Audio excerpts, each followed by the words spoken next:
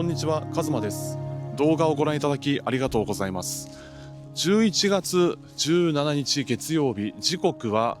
今何時だっけ2時半か。2時半を回りました。今僕は市内のとある公園の近くにある森の中で動画を回しています。やっぱりね、こういう自然景色を交えた形で動画を撮りたいんですよね。この野鳥のさえずりであったり、木の枝が揺れ動く時の音、そういう感じの自然の音を味わいながらこうして、話をする方が普段と違ってよりリラックスした感じでいられるんですよね。そういうわけで今日もこうして屋外で動画を回しています。で、今日話すテーマなんですが、自分のペースで続けること、こういったテーマを交えて話したいと思います。すべて僕個人の主観と見解に基づいて話す内容となりますので、そういう考えもあるんだなっていうぐらいの気軽な気持ちで聞いていただけると幸いです。それではよろしくお願いします。現状はノートと YouTube、 この2本体制で、続けているわけなんですけれども、それまで扱ってきた内容については過去の動画または過去のブログ記事を読んだ方だったらわかると思うんですけれども、これまでに体験してきた海外での旅、もしくは日本国内でのヒッチハイク旅を通じて、学んだことやその時に感じたことを表す旅の記録もそうですし、もしくはその旅の途中で、出会ったミニマリズムを通じて考え方やライフスタイルについて、発信しています。現在のこの YouTube も同じように、普段の私生活や日々の暮らしまたは人生観に関することについてね、よく話をしてきたんですけれども、それは今後も相変わらず続けていきたいなというふうに思います。あくまでもそれは僕個人の主観というか、その自分の目線で見た中で感じたことをベースに話し続けていきたいんですよね。もっとパーソナルな部分を前面に出したいというか、別に自分自身がミニマリストとは思ってないですし、決してガジェット系だったり旅系 YouTuber とかそういうものを意識してやってるつもりも全くないんですよね。あくまでも僕個人のパーソナル Vlog といった感じで、日々の私生活や人生における考え方やライフスタイル、もしくはワークライフバランス、要は働き方やお金に関することをもう全部ひっくるめて、自分の主観、自分の目線で、見た中で感じたことを話し続ける、この姿勢で、今まで続けてきたんですよね。それでね、自分のペースでコツコツと続けてきたそのおかげで、わずかながら少しずつ視聴者さんが増えてきて、で登録者数も少しずつ伸びてきて、といっても大器晩成と言いますか、そんな大して爆発的に伸びているわけじゃないんですけれども、いずれにせよ焦らず自分のペースで、地道に積み上げていくことがすごく大切なんじゃないかなって僕はそう思います。なんでかっていうと、やはり何でもかんでも完璧なものを目指していたり、0か100かで決めつけるようなことばっかり気にしていると、いつまでたっても何も始まらないし、何一つスタートすることもできない、何も行動を起こせなくなってしまうんですよ。特に日本の場合では、失敗は悪だとか完璧主義だとか、そうやって決めつけることであったり、または他人の足を引っ張ること、もしくは出る杭が打たれるっていうような、どう言えばいいんですかね、そういった個人で活動する、何か新しいことを始めようとする人に対し足を引っ張りたがるような風潮が根強いんですよね。そういう陰湿な人っていうのは一定数必ずいると思うんですけれど、そういう人たちの意見は別に真に受けなくていいですし、気にする必要はどこにもありません。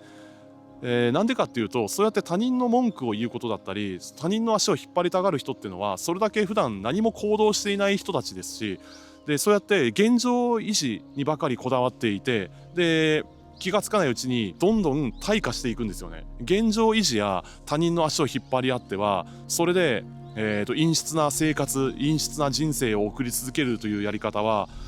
100% それ自体を否定するわけじゃないけど、僕はあんま好きじゃないんですよね。やってる自分が虚しくなるだけですし、控えめに言って悲しい人やなって、そんな風に映るんですよね。そんな風に見えるんですよ、僕からしたらね。できればあまりそういう人たちとは関わりたくないですし、しかもそういう人たちほど過去の話だったり、なんだろう、その自慢話とかそういうものを続けたがるような人が何人かいるんですよね。昔会社に勤めていた時も、そういう意味のない昔話を延々と続ける人は多少なりともいたといえばいたんですけれども、もう聞いてる時間が地獄でしたね。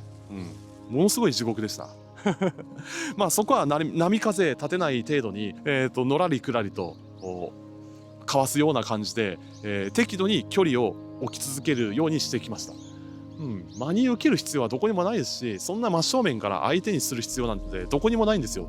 それ以前にね、さっきも言ったように、そうやって他人の足を引っ張りたがる、または他人の文句ばっかり言ってそれで快感を得てるような、そういう悲しい人たちを相手にしている時間がもったいないんで、いずれにせよそういうものは一切相手にせず、自分自身が今やるべきこと、自分自身がなすべきこと、自分が単純に興味のあることや関心のあることに向けて、それに向けて行動することがこれから先の人生においてすごく大切であるというふうに僕はそう思います。いずれにせよ自分自身が今何をするべきか、自分自身が今後続ける上で、人によってもちろん住む場所や労働環境だったり、そういった事情に関しては人それぞれ異なるんですけれども、いずれにせよ他人と比べる必要はどこにもないですし、全ては自分のために動き続けること、それも自分自身が空いた時間を利用して、自分に向けてフォーカスすること、例えば勉強する時もそうですし、何かスキルを身につけるために学習を続けること、もしくは筋トレをすることとか、あとは健康目的でランニングを始めること、何でもいいです。それ以外に読書をし続けることであったり、散歩する時もそうですし、いずれにせよ全てのことに共通する内容ではあるんですが、全部自分のペースで続けていいんですよ。それが週1回週2回でもいいですし、1日の間で1時間または30分、例えば隙間時間に勉強する、その合間に筋トレをするとか、それも全部自分自身がやりやすい形で続けることがすごく大切なんですよね。共通する内容ではあるんですが、まず続けることですね。でそれをやめてはならないこと、いろいろ事情はあると思うんですよ。どうしても忙しすぎて続ける時間がないだとか、またはやっててちょっと苦しいなっていう風に感じることはそれはあるかもしれないけれど、よっぽどストレスに感じるようだったらその時は無理してやらなくていいと思います。なんていうんですかね、大切なのはやってる自分が楽しいかどうか、続けている中で苦しいと感じないかどうか、そこがすごく大切なんじゃないかなっていうふうに僕はそう思います。で現状僕はこうして YouTube とノートを続けていますし、でそれ以外にプライベートの面では筋力トレーニング、その筋トレをすることだったり、あとはウォーキングと、たまにランニングをする時ありますね。でもランニングはねやっぱ楽しいですよ。走り終えた後の爽快感が半端ないんでね。これについては過去に小説家の村上春樹は毎日10キロ走ることを日々のルーティーンとして取り入れてるっていうんですよ。いやあれはマジですげえなと思って、さすがにちょっと僕は10キロ走るほど、もうそこまでストイックにやれるほどガッチガチに続けるモチベーションはそこまでないんだけれども、いずれにせよ片道5分とか片道10分、往復20分でもいいんで、自分ができる範囲で散歩する、または走り続けること、これが大切なんじゃないかなと思うんですよね。ずっとうずくまっていたところの何にも変わらないし、見える景色が何一つ変わっていかないんで、そういう面ではやっぱり適度に体を動かして、で外部にある環境に触れること、特に今みたいなこうやって自然環境に身を置くこと、こうやって野鳥のさえずりとか、あとは風の音や木の枝が揺れ動く時の音、あとはその向こう側に川があるんですけれど、その川のせせらぎ、その水の音を聞くこと、そういった自然の環境音を適度に取り入れて、でその上で私生活におけるその自分自身のライフスタイルをより良い形へと整えていくこと、そうすることで、普段の私生活における何て言うんですかね、さっきも言ったような勉強することや